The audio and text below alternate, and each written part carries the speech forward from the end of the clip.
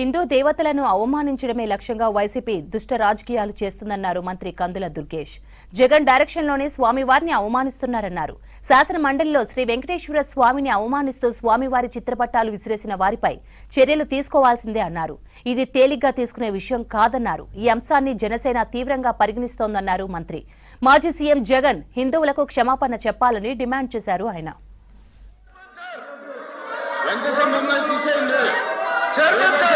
దేవుడు ఫోటోల్ని పెట్టుకుని సభలో రావడం అనేటువంటిది దేవుణ్ణి రాజకీయాల్లోకి లాగేటువంటి ప్రయత్నం చేస్తున్నటువంటి ఈ దుర్మార్గపు చర్యను మీరు అనుమతించకూడదు సార్.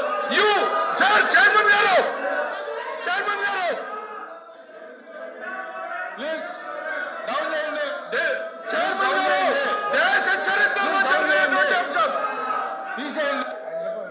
చైర్మన్ ప్రజాస్వామ్య విలువల మీద ఏమాత్రం గౌరవం లేనటువంటి ఒక నాయకుడి నేతృత్వంలో ఉన్నటువంటి వైఎస్ఆర్ కాంగ్రెస్ పార్టీ, దానికి సంబంధించినటువంటి శాసనమండలి సభ్యులు ఈరోజు శాసనమండలిలో చేసినటువంటి అపచారం, అపవిత్రత, హిందువుల మనోభావాల్ని దెబ్బతీసే విధంగా చేసినటువంటి కార్యక్రమాన్ని జనసేన పార్టీ తీవ్రంగా ఖండిస్తూ ఉంది. ముఖ్యంగా కలియుగ ప్రత్యక్ష దైవంగా మనం కొలుచుకునేటువంటి వెంకటేశ్వర స్వామి యొక్క చిత్రపటాన్ని పట్టుకుని కాళ్ళకి చెప్పులు వేసుకుని ఆ చిత్రపటాన్ని ఒక ప్లకార్డ్లా వాడుతూ సభలోకి తీసుకురావడం అనేదే చాలా పెద్ద అపచారం. అంటే దీనికి వైఎస్ జగన్మోహన్ రెడ్డి గారి యొక్క డైరెక్షన్తో నడిచేరనేటువంటిది స్పష్టంగా కనపడతా ఉంది.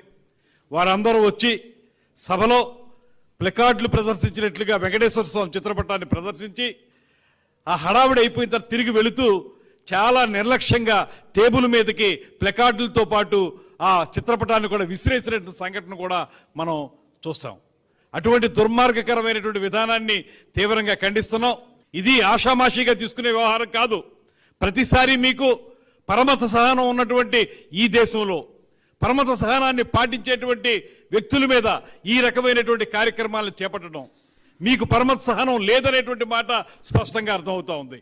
మీ రాజకీయాల కోసం, మీ దుర్మార్గాల కోసం కలియుగ ప్రత్యక్ష దైవం వెంకటేశ్వర స్వామిని వాడుకుంటారా? దీనివల్ల హిందువుల మనోభావాలు ఎంతగా దెబ్బతింటాయి.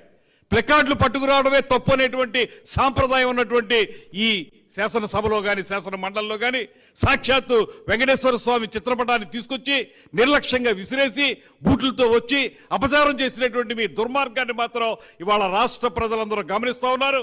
మీరు క్షమాపణలు చెప్పి బేషరతుగా మొత్తం జాతికి క్షమాపణలు చెప్పకపోతే తగిన బుద్ధి మరింతగా అందరూ తెలియజేస్తారనేటువంటి మాటను తెలియజేస్తూ ఖచ్చితంగా దీని మీద యాక్షన్ తీసుకోవాల్సిందిగా చైర్మన్ గారు